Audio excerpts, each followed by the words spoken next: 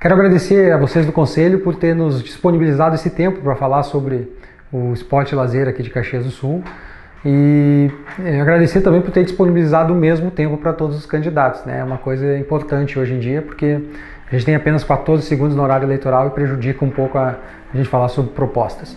Em relação à secretaria, a gente começou a montar o nosso plano de governo lá no final de 2018, logo que passou a eleição de 2018, com grupos temáticos, e nesses grupos temáticos nós discutimos muito a questão de reestruturação das secretarias e reestruturação administrativa. Nós entendemos que o município hoje ele tem uma questão de cuidados com a lei de responsabilidade fiscal, a gente precisa diminuir o tamanho da estrutura, do tamanho da máquina, nós precisamos readequar a prestação dos serviços, nós não podemos diminuir a qualidade do serviço, nós precisamos diminuir a estrutura e melhorar a qualidade do serviço. E nós precisamos entregar mais ao cidadão, né? E para isso a gente vai precisar fazer uma reeducação geral, né, em toda a estrutura. É um compromisso do Novo em todos os governos, né? Foi assim em Minas Gerais com o Zema, vai ser assim nas prefeituras que o Novo vier assumir. Reduzir o tamanho da máquina pública. Então, em relação à secretaria, eu não posso assumir nenhum compromisso de que ela será mantida e também não posso afirmar de que ela não será mantida. É um estudo que nós temos feito de reeducação, de fusão de secretarias. Ela pode fazer parte, sim, de um estudo sobre sua fusão, mas o mais importante, em todas as circunstâncias, mesmo que seja uma questão de fusão ou não fusão, o nosso grande objetivo para o esporte é que ele seja considerado também como uma ferramenta auxiliar na saúde, né? De que ela seja propositiva e na educação também, e que os orçamentos sejam mantidos independente de ser secretaria, de ser departamento ou de se juntar a outras secretarias. Nós precisamos manter um bom orçamento. Eu sei que o orçamento reduziu no período do último governo, a gente gostaria de voltar pelo menos ao mesmo patamar. A gente não sabe em que circunstâncias vamos receber também a questão orçamentária ou fiscal em função da pandemia. Em relação à segunda pergunta, quanto à destinação do orçamento, eu acho que eu já comecei a introdução. A gente não sabe em que circunstâncias nós vamos receber o orçamento municipal do próximo ano. A gente sabe que há uma previsão de 2,4 bilhões. Eu não sei se essa previsão efetivamente vai se confirmar. Gostaria que ela se confirmasse, porque me parece muito bom se ela conseguisse confirmar, né? Seria um acréscimo de quase 10% em cima do último orçamento.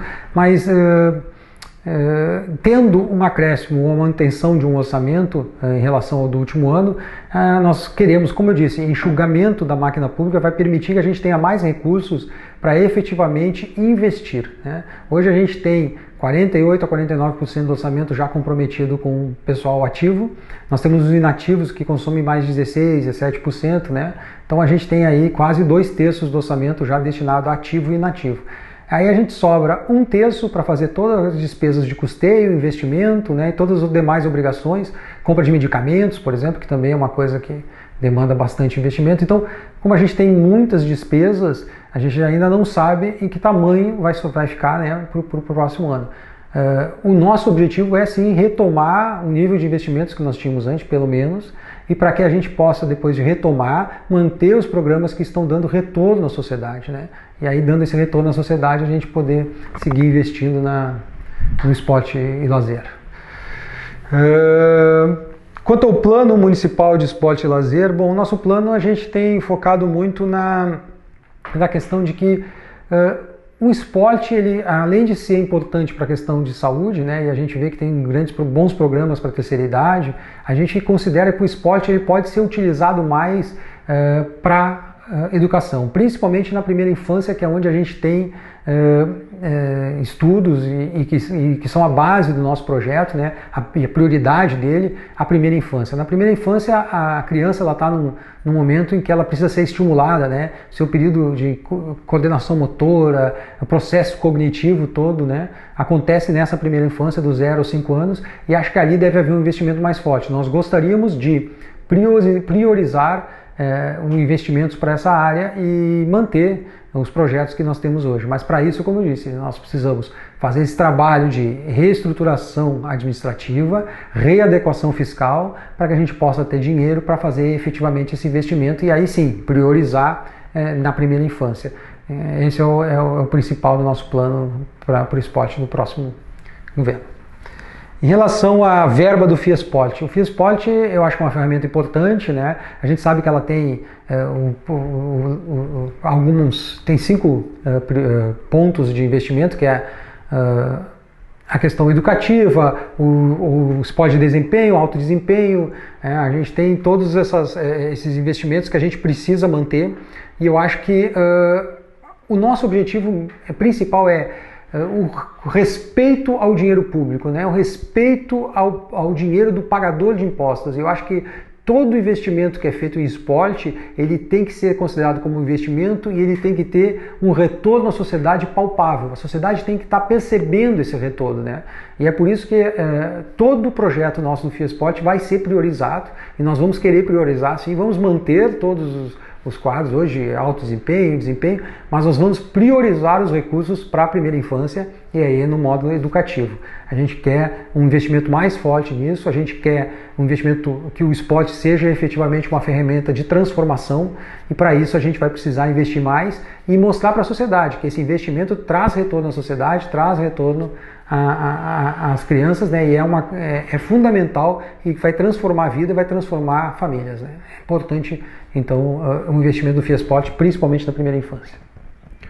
Em relação ao papel do CMD no seu mandato, eu acho que o papel do CMD é fundamental até para a organização dos eventos, para ajudar na definição de políticas públicas, no ajuste que a gente vai precisar fazer nessa legislação municipal, para que a gente possa efetivamente, além de fazer a prioridade no discurso, mas também essa prioridade se tornar uma prioridade no papel, né? E efetivamente sendo executada para a população. Então o CMD, como conselho consultivo, vai ser fundamental para o governo como uma ferramenta de auxílio na gestão, e a gente conta muito com o auxílio e com os conselhos do Conselho Municipal de Desporto.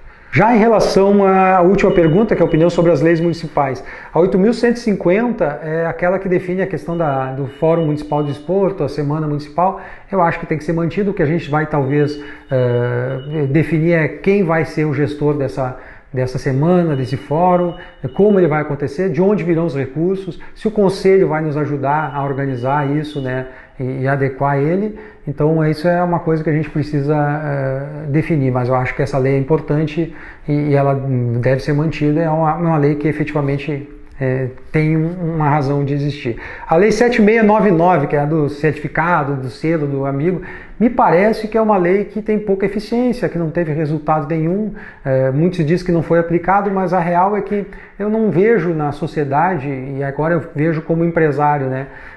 Eu acho que para o empresário é mais importante saber que aquele dinheiro que ele está investindo num fundo do desporto, por exemplo, ou investindo num patrocínio, ele efetivamente está gerando resultado e retorno para a sociedade. Então ele ter o selo, ele ter eu acho que não... Eu, por exemplo, o selo não faria eu colaborar ou não com isso. O selo para mim é uma coisa que seria desimportante. Para mim é muito mais importante saber qual é o retorno desse meu investimento para a sociedade, né? Como a gente está devolvendo para a sociedade isso, e como é importante que as empresas e as pessoas físicas participem disso. Eu acho que a gente tem que mostrar que a gente tem um produto para oferecer, para que a gente possa buscar investimentos e patrocínios. Já em relação à Lei 8366, que fala sobre políticas públicas do esporte para o idoso, como eu disse, eu acho que eu gosto muito do projeto Conviver, gosto muito dos projetos da terceira idade. São projetos que, quando a gente conversa, né, com esse público, eles falam da importância e de como eles estão sentindo falta agora no período de pandemia, e eu acho que é sim um investimento importante, né, e fundamental, e acho que é importante a gente estabelecer essas políticas públicas, e acho que é uma lei importante e que a gente tem que ser implementada, assim. A gente tem que criar políticas públicas e ampliá-las, e melhorar a vida da melhor idade, né, da terceira idade.